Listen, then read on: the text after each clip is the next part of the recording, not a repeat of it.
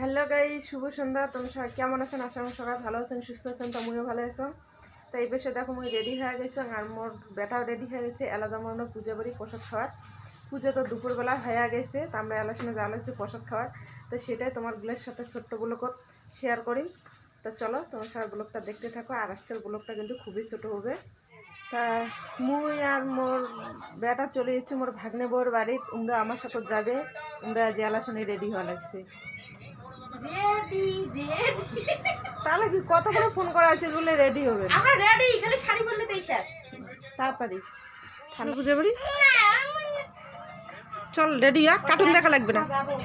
তোর মাইক আনছে, নাচবো না? হ্যাঁ চল নাচবো এলা।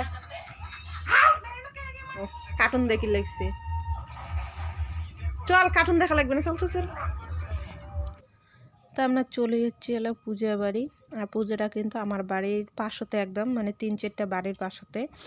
তা আসিয়ে সবার প্রথম পূজা বাড়ি এসে ঠাকুর দর্শন করলাম, প্রণাম করলাম।